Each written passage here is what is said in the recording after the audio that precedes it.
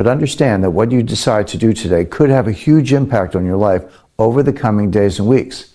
America is unraveling each day and fast. Unfortunately, I know most Americans will ignore these warning signs and just hope for the best. And by the time they wake up to reality, it will be too late for them. But I don't want that to be you. So if you want the same details I'm sharing with my family about what to expect from this $85 trillion economic super collapse, you need to get access to the information that's inside this envelope now. That's because what's inside this envelope is information you'll never hear being talked about by the president or by members of Congress or by the mainstream media. It's information from me that no other former government insider I know is willing to reveal the way I am. That's because the last thing the elites want is a premature panic from regular people like you. They'd rather try and control the crowd. But I feel a moral obligation to prepare you, even if the truth is hard to hear and frightening.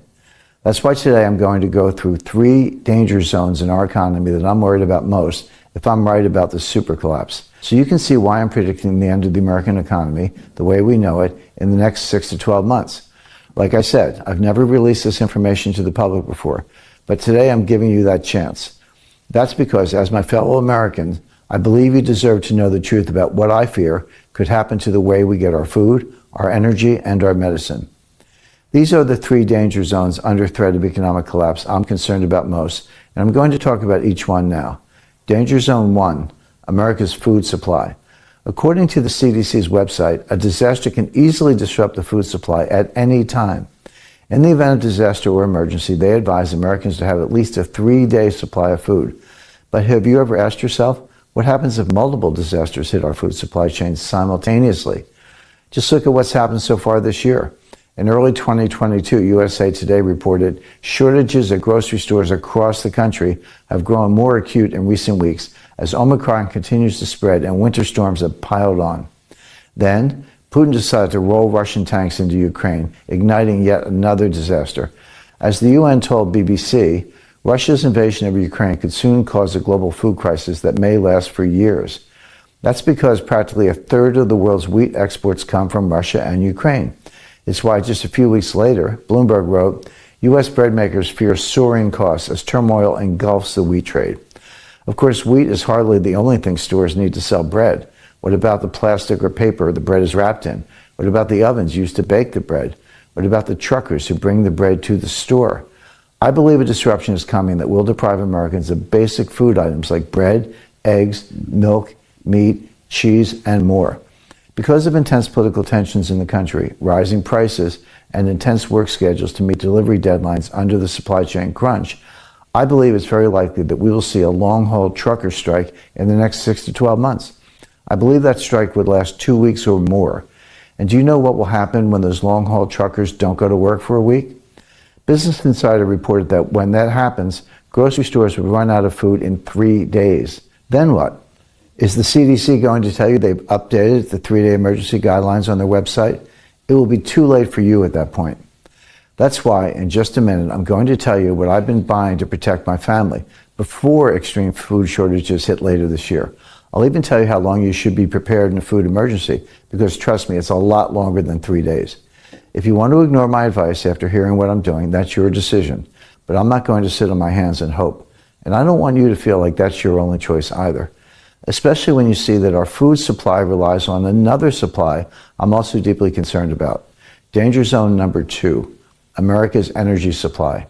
See, even after a trucker strike, the only way the trucks can deliver our food is if they have enough gas to run on. And right now, we're in the middle of the worst energy crisis since the 1970s. And not just because of rising prices at the pump. As you may know, in the aftermath of that oil crisis, our government built something called the Strategic Petroleum Reserve, SPR. For a worst-case scenario, we all hope never comes to pass, over the last 50 years, it's grown steadily from administration to administration, having recently hit 564 million barrels of oil. And then suddenly, everything changed. As NBC wrote, under Biden, U.S. oil reserves to drop by 40%. The article continues, the number will fall to 384.6 million barrels, a level not recorded since 1984. The scary part of this is that the SPR is not actually meant to last this very long.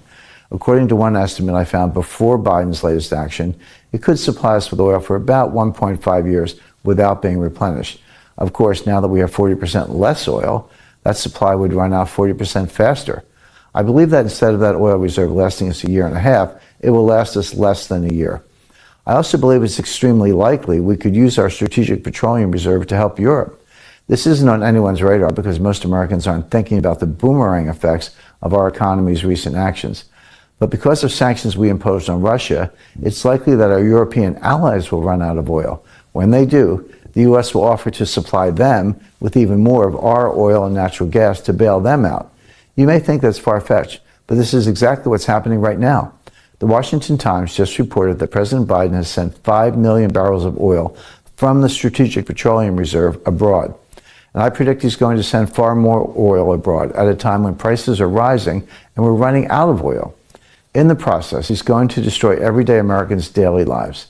As Bloomberg wrote, U.S. monthly oil shipments to Europe climbed to the highest level since 2016. It's why overseas, the English-run BBC reported recently, Russia sanctions, can the world cope without its oil and gas? This is a dangerous and evolving situation.